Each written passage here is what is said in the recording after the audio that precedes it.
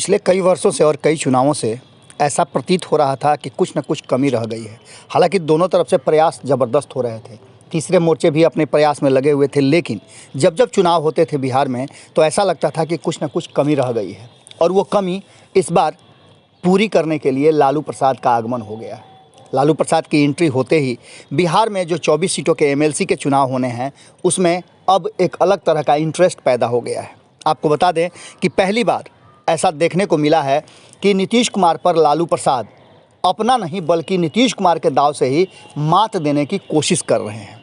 अब इस बात को आप ऐसे समझ सकते हैं, एक तरफ जहां नीतीश कुमार भारतीय जनता पार्टी के साथ संबंधों को ठीक ठाक रखने में कोशिश में लगे हुए हैं, उनकी टीम कोशिश में लगी हुई है, वहीं दूसरा जो जदयू का खेमा है वो इस बात के लिए बार बार प्रयास कर रहा है कि संबंध यदि ठीक नहीं है तो रास्ते बदल लिए जाएं। लेकिन नीतीश कुमार के लिए वर्तमान परिस्थिति में लालू प्रसाद से ज़्यादा सुरक्षित भारतीय जनता पार्टी लग रही है, क्योंकि भारतीय जनता पार्टी पर कई ऐसे दबाव हैं जिसको लेकर के नीतीश कुमार अपना काम साधते रहते हैं और सत्ता में बने रहते हैं। वैसे भी कहा जाता है कि नीतीश कुमार को अपने कुर्सी से मतलब है, बाकी की कुर्सियाँ तो उनके साथ सट करके आ जाएंगी और उतना से उनका काम चल जाएगा।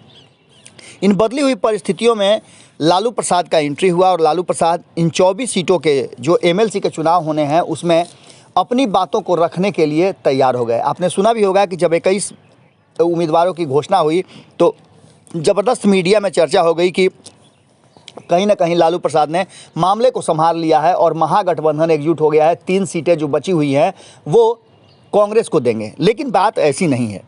लालू प्रसाद ने एक बड़ा दांव खेला है और 1/4 सीटों पर सवर्ण यानी भूमिहार प्रत्याशी उतार करके कहीं ना कहीं नीतीश कुमार के दांव को कहीं पूरी तरह से लालू प्रसाद ने चित करने का कोशिश किया है। आपको बता दें कि नीतीश कुमार ने जिस तरह से प्रयास किया था ललन सिंह को पार्टी का कमान दे करके और एक खास समाज को अपने तरफ करने का, वो कहीं ना कहीं कारगर सिद्ध हुआ है। अब ऐसी स्थिति में आपने देखा होगा कि एक लड़ाई लोकसभा चुनाव के समय में भी हुई थी, ललन सिंह वर्सेस अनंत सिंह। इन सारी स्थितियों को देखते हुए जो दूसरा खेमा है जो काफ़ी एग्रेसिव होता है वो है भूमिहार खेमा। और इस सारी स्थितियों को देखते हुए कहीं ना कहीं लालू प्रसाद के इशारे पर तेजस्वी यादव ने भी ये फैसला बड़ी मजबूती से लिया है। नेता प्रतिपक्ष तेजस्वी यादव के नेतृत्व में राजद ने अपनी छवि बदलने की बहुत कोशिश की है।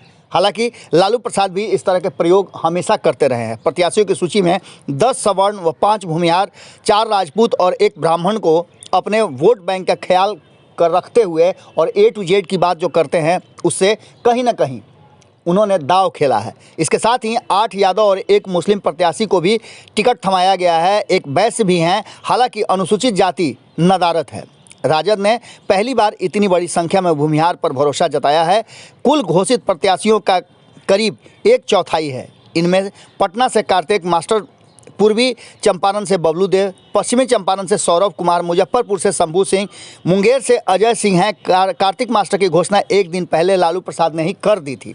अब आप समझ सकते हैं कि इस पूरे माहौल को बनाने में लालू प्रसाद का एंगल कितना कारगर साबित हो रहा है और ये नीतीश कुमार सहित एनडीए जो कि एकजुट होते हुए चुनाव लड़ने की बात कर रही है उस पर कितना भारी पड़ता है और इस चुनाव में कौन बाजी मारता है। अगर लालू का दांव चल गया तो इतना मान के चलिए कि इस बार नीतीश कुमार को कहीं ना कहीं परेशानी होगी और उनके कारण भारतीय जनता पार्टी भी बैकफुट पर रहेगी। हालांकि भारतीय जनता पार्टी के कुछ उम्मीदवार तो समझ लीजिए कि एक तरह से जीत ही चुके हैं, क्योंकि उनका धनबल काफ़ी बड़ा है।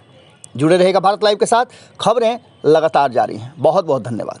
अगर ये वीडियो पसंद आई और वह बिहार के राजनीति और बिहारियत से सरोकार रखेनी तो सब्सक्राइब बटन दबा के चैनल के सब्सक्राइब कर ली। ओजे एगो घंटी बा, ओकरा बटन दबा देला से कुल सटीक और मारक खबर रुआ मुफ्त में मिल जाई। अगर रुआ पत्रकारिता के हमनी के नया प्रयोग में सहयोग कर चाहतानी तो ज्वाइन बटन दबा दी। पेटीएम नंबर नोट कर ली 9386816700। धन्यवाद।